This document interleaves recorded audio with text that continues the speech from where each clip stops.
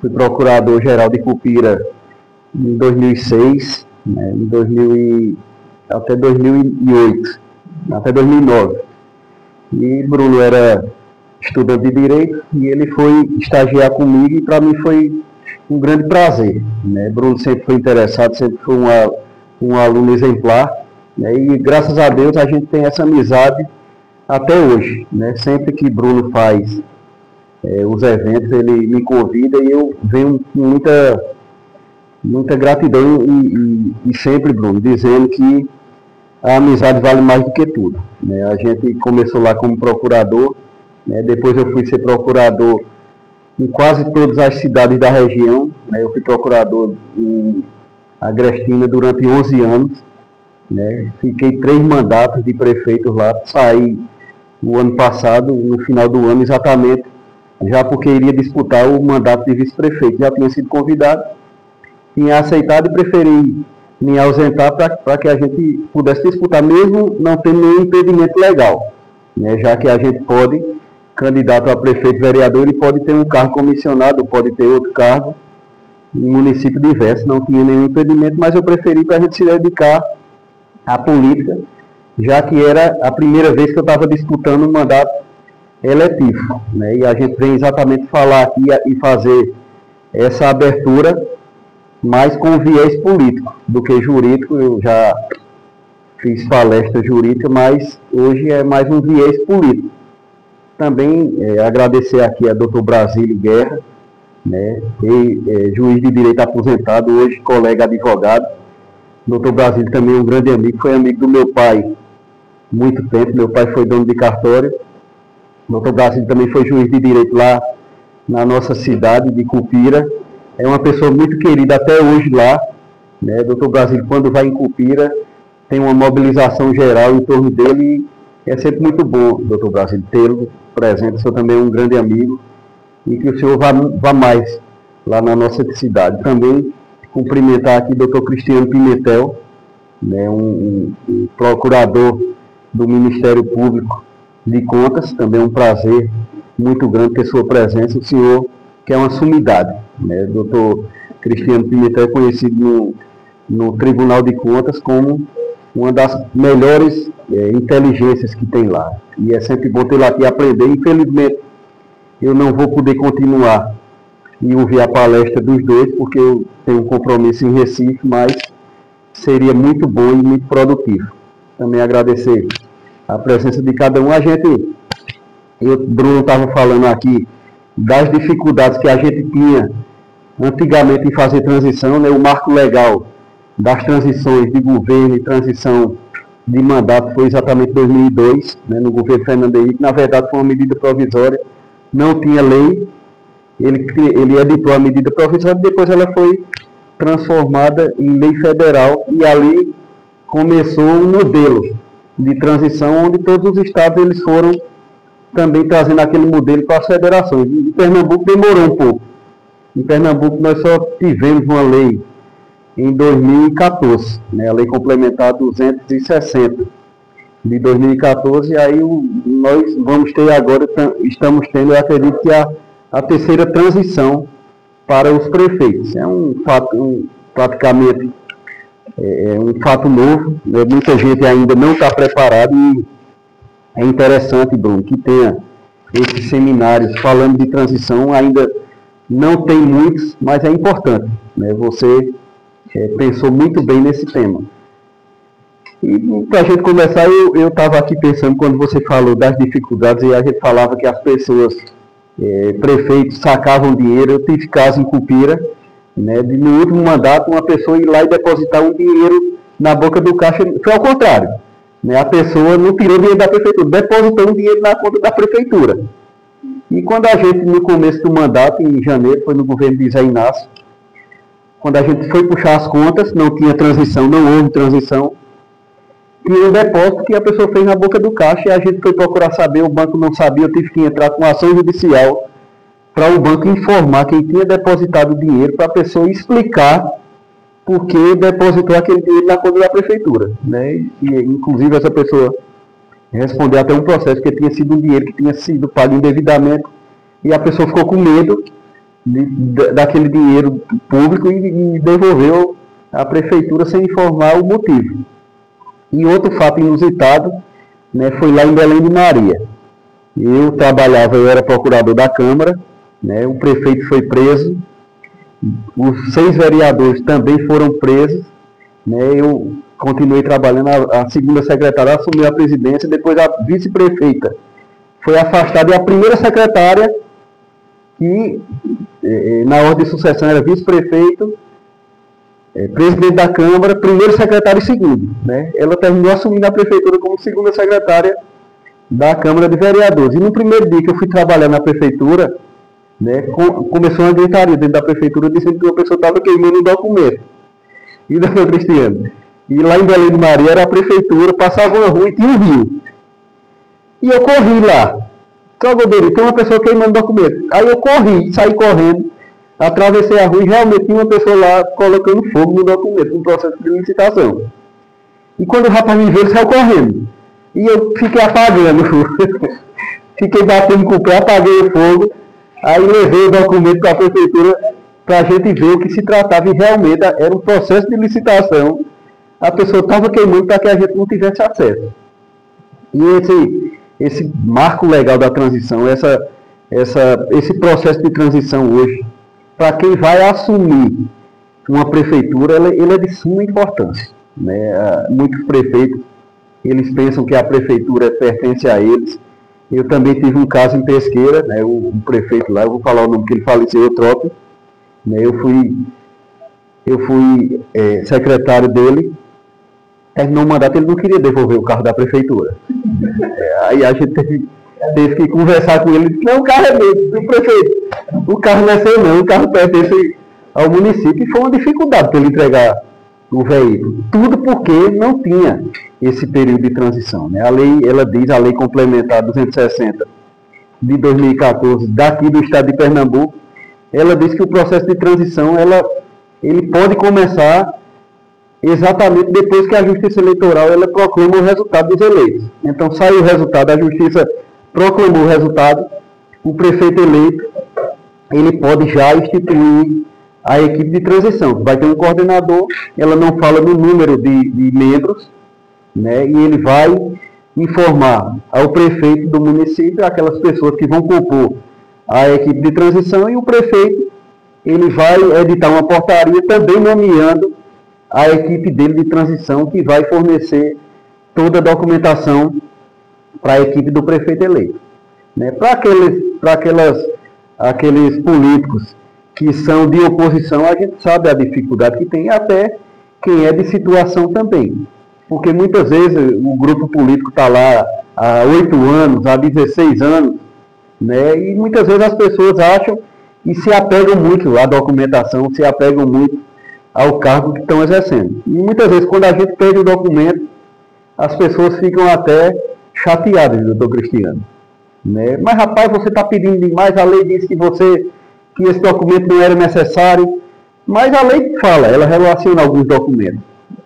Mas a equipe de transição, ela também tem essa discricionariedade de saber quais os documentos necessários para que o prefeito eleito e a equipe dele possa tomar pleno conhecimento das contas do município, dos processos de licitação, dos imóveis locados, dos veículos que são locados, do software, né, que hoje as prefeituras, eu nem sabia que prefeitura tinha tanto software, né, tinha tanta tecnologia de informação como as prefeituras detêm hoje. Né. Para você, uma prefeitura, e eu dou o exemplo da nossa, lá de Cupira, né, eu estou fazendo parte hoje da equipe de transição, né, são inúmeros softwares. Eu acredito que lá nós temos, pelo IBGE, 23 mil habitantes, mas temos mais de 100. Né? Só de contabilidade são quase 10, tem software da Secretaria de Saúde, que são inúmeros, fora os sistemas do governo federal e do governo estadual, para que as prefeituras possam prestar contas. E a gente começa a verificar como vai ser o mandato do prefeito eleito exatamente na transição. Né? Como é que o prefeito vai se portar no mandato, começa no momento de transição, quando ele vai juntar a equipe, que ele vai delegar poderes àquela equipe e ela vai, juntamente com o prefeito eleito, com toda a sua equipe, fazer um planejamento para o mandato futuro. A gente sabe que não é fácil, os prefeitos hoje, eles têm uma dificuldade, mas eu acredito que o ponto inicial que a gente deve usar, tanto para uma transição quanto para o futuro mandato, é o artigo 37 caput da Constituição Federal. São os princípios que norteiam a administração pública. Qual é o primeiro princípio? Legalidade.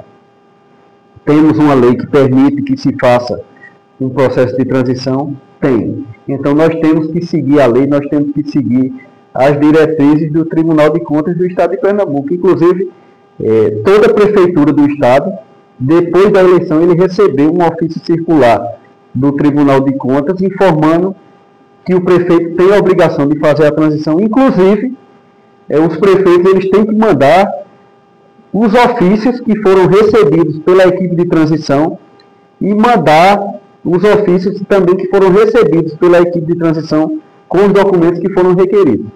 Se não acontecer isso, o tribunal abre um procedimento, abre um processo, eu não sei se é auditoria, doutor Cristiano, você vai explicar, para que aquele prefeito seja responsabilizado. E na lei complementar, ela diz, inclusive, se a equipe de transição verificar qualquer ilegalidade na documentação que ela está verificando, ela tem obrigação de comunicar ao Tribunal de Contas, ao Ministério Público, para que eles possam tomar as providências sob pena de responsabilidade da equipe. Mesmo que seja do mesmo partido político, do mesmo grupo político, mesmo que seja um governo de continuidade. Então, o primeiro princípio é o princípio da legalidade. A gente tem que verificar tudo que a lei diz, ao contrário da nossa vida pessoal, que a gente pode fazer tudo que a lei não proíbe. No serviço público, a gente é obrigado a fazer tudo que a lei determina. O outro princípio é da impessoalidade. Como eu falei agora há pouco, prefeitura não tem dono, prefeito não é dono de prefeitura, secretário não é dono de prefeitura.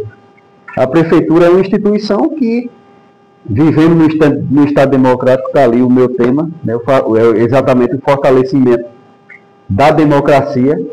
É um Estado democrático, nós temos eleições periodicamente, para mudança de governo, só temos direito a uma reeleição, e a democracia, mesmo sendo o sistema mais caro do mundo, para você manter uma democracia, é muito caro, mas é o que funciona. Não tem outro sistema que tenha funcionado tão bem quanto o sistema democrático. Então, a impessoalidade é exatamente isso. É uma prefeitura, não é o prefeito. Inclusive, os prefeitos, eles não podem modificar tudo, não podem. Antigamente, os prefeitos eram eleitos e pintavam as cores dos prédios com a cor do partido político. Era a onda azul, chegava no governo, pintava tudo de azul, pintava meio-fio, praça, prédio da prefeitura, escola, e hoje não pode, era um desperdício de dinheiro público, muitas vezes não era nem necessário fazer aquela pintura, e hoje fere exatamente o princípio da impessoalidade. Quem fizer isso pode, inclusive, responder um processo por improbidade administrativa por ferir os princípios da administração pública. O outro princípio é o da moralidade, que confunde com a ética. O gestor ele tem que agir com a moralidade. Ele tem que agir dentro da lei, ele tem que cumprir a ética, ele tem que fornecer o que o prefeito eleito, independente do partido político que ele esteja, o prefeito ele tem que fazer isso, e a equipe tem também que cumprir a moralidade. O outro princípio é da publicidade. Tudo que a gente faz na administração pública, a gente tem que tornar público. Não existe nada escondido em administração pública. Inclusive, ontem, numa reunião na nossa equipe de transição, nós chamamos uma empresa que presta serviço ao município, e o dono da empresa disse: olha, eu não posso fornecer esse documento. Não é isso, não é que não pode, não é um documento particular dele. Ele está prestando serviço para o município, é um documento público que ele tem que fornecer, porque ele tem que cumprir o princípio da publicidade. Tudo tem que ser público, né? Quando o prefeito edita uma portaria, tem que publicar. Quando faz um processo de licitação, tem que publicar. Então, tudo tem que ser público. Não existe nada escondido em administração pública. E a gente deságua exatamente no último princípio, que é o da eficiência. Né? Tudo isso existe, a publicidade, moralidade, impessoalidade, para que a gente possa ter uma administração pública eficiente. E a gente começa a ser eficiente exatamente na transição. A gente tem que ter uma boa equipe de transição, tem que ter pessoas que realmente conheçam o que é a coisa pública, conheçam a fundo de uma administração pública. Muitas vezes eu participei um ano de um congresso lá no Tribunal de Contas, onde um dos conselheiros, eles diziam que muitas vezes aquelas pessoas que estavam ali numa campanha política, pulando lá, vibrando, brigando, não é aquela pessoa que vai servir para a administração. Né? Você não pode pegar uma pessoa que estava lá brigando com a bandeira e muitas vezes aquela pessoa não tem condições de ser um secretário de administração, um secretário de governo, de finanças, de saúde, de educação. E a gente tem que ter essa preocupação exatamente porque se a gente fizer, se qualquer governo, qualquer prefeito eleito fizer uma boa transição, são 2 meses que ele tem de transição.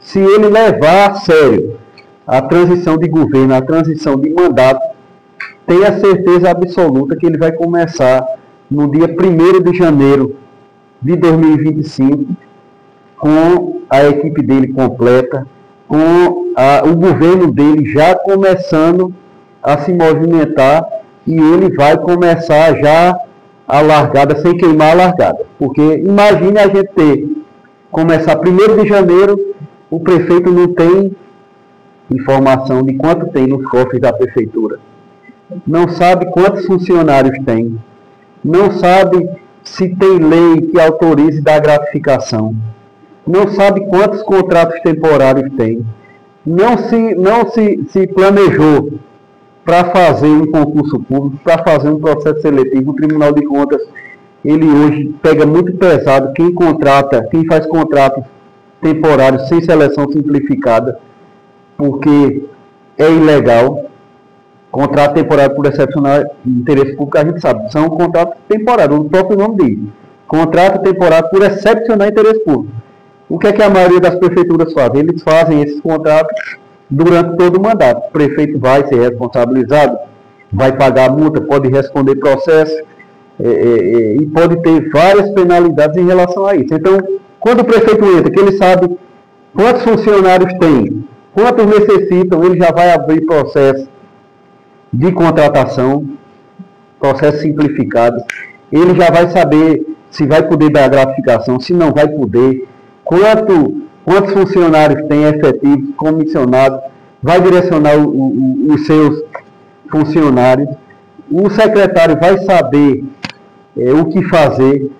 O prefeito já vai ter a senha. Ele, quando começa o mandato, ele tem que fazer o kit de prefeito, ele tem que levar no banco, ele tem que abrir senha, tem que ter o token, tem que ter o certificado digital.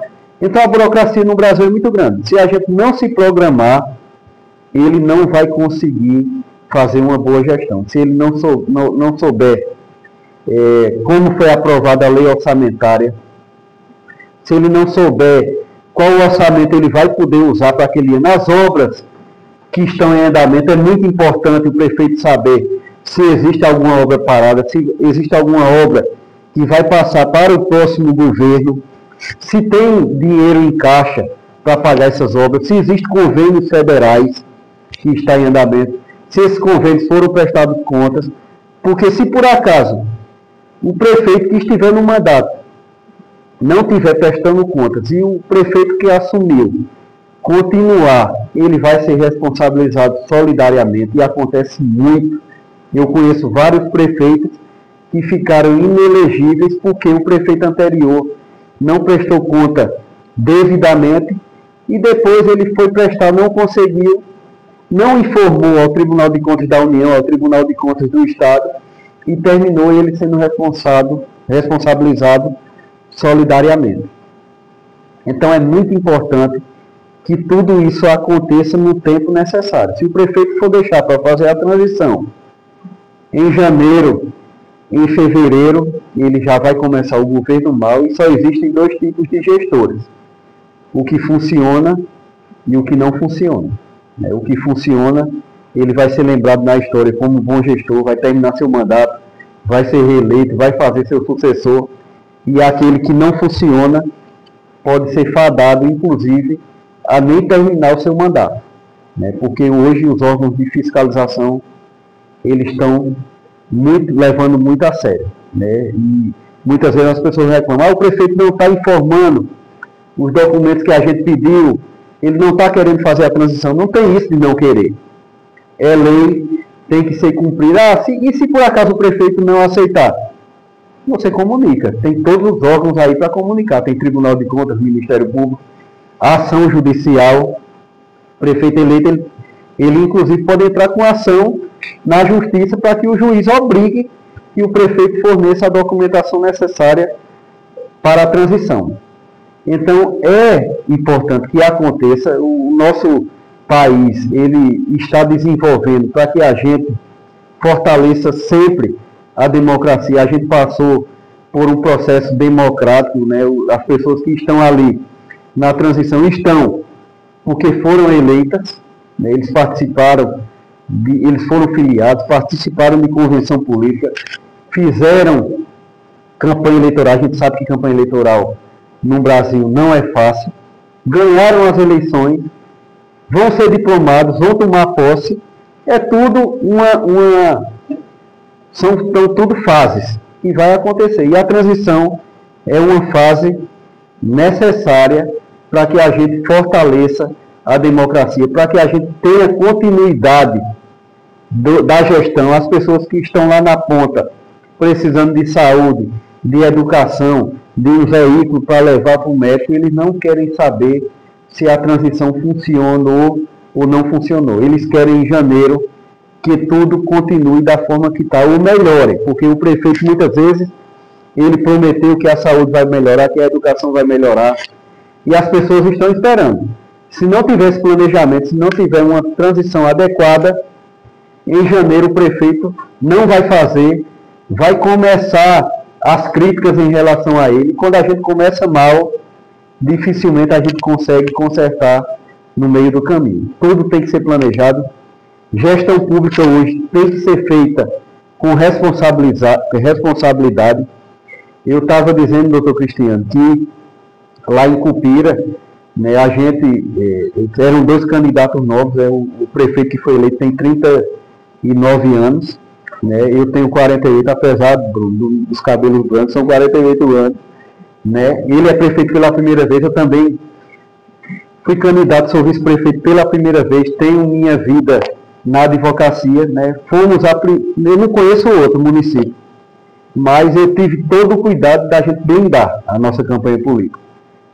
Nós fizemos uma pré-campanha, e a pré-campanha no Brasil é muito difícil fazer, confunde-se muito com campanha, existem muitos processos de propaganda antecipada, a gente vê muito. O prefeito foi multado 15 mil, 5, a gente não respondeu nenhum processo por propaganda antecipada. Eu tive esse cuidado. Durante o processo também, a gente não respondeu nenhum processo por propaganda irregular. Fizemos uma campanha limpa, a gente dizia isso no palanque, está gravado, que a gente não comprou um voto, a gente não prometeu nenhum emprego. Imagine, isso é o sonho de todo prefeito eleito, conseguir vencer uma eleição sem prometer um emprego a ninguém e sem pagar uma conta de energia, sem pagar um bujão de gás, sem dar dinheiro a ninguém. A única pessoa que eu recebi na minha casa, nem parece casa de político lá, chegou um cidadão, um vizinho meu, Goberia ali, eu estou precisando fazer um exame, rapaz, eu estou sem dinheiro. Perto da eleição, disse: meu amigo, eu não faço isso não. Eu posso até lhe ajudar um dia depois da eleição, agora eu não Eu não dei um centavo a ninguém, nem agora que eu vou dar, nem a você, me desculpe, se você estiver precisando, se for urgente eu não ajudo. Porque foi um pacto que eu fiz com o prefeito, de não dar, primeiro porque hoje em dia todo mundo grava. Né? Muita gente vai com má fé pedir alguma coisa para você prometer, depois ele grava, leva aquilo ali para o adversário, ele vai para a justiça. Eu conheço o candidato em Cupira, chegou numa casa, as pessoas gravaram o doutor Cristiano. A pessoa disse, se o senhor ganhar, o senhor me dá um emprego, ele se doou. Só por isso, levaram para a justiça, ele foi condenado a 1 ano de prisão, não ficou preso, mas passou 1 ano prestando serviço comunitário e ficou 8 anos inelegível por causa disso. Então a gente que é advogado, a gente tem que ter esse cuidado. Eu preferia perder a eleição do que ganhar e depois ter problema. Então a gente ganhou, foi 61% dos votos, né? Cupira hoje, vendendo um pouco do peixe da cidade. Tem, pelo próprio Tribunal de Contas do Estado de Pernambuco, Cupira tem a 2ª melhor estrutura de educação do Estado de Pernambuco. Temos um complexo do Convida, o primeiro complexo do Convida no interior do Estado de Pernambuco. 4º ano consecutivo de menor evasão escolar no Estado.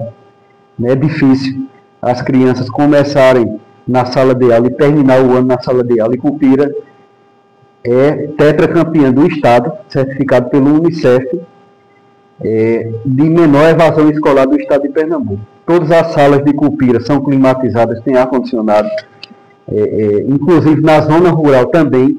Né, o Convida é um complexo contraturno, as crianças vão para a escola, depois tem um ônibus que leva as crianças para esse complexo, e eles têm lá aula de dança, de música, de natação. Cupira era a 2ª cidade mais violenta do Estado de Pernambuco em 2017, 42 homicídios, né, e hoje recebeu o título de cidade pacífica. Não é porque aumentou o número de policiais, que ao contrário, diminuiu, mas é porque a educação está funcionando. Quando a educação funciona, quando a gente tira as crianças da rua, da criminalidade, se a gente não tomar conta dessas crianças, quem vai tomar conta é o tráfico. Né? Cupira, eu fui advogado criminalista e ainda sou muito tempo.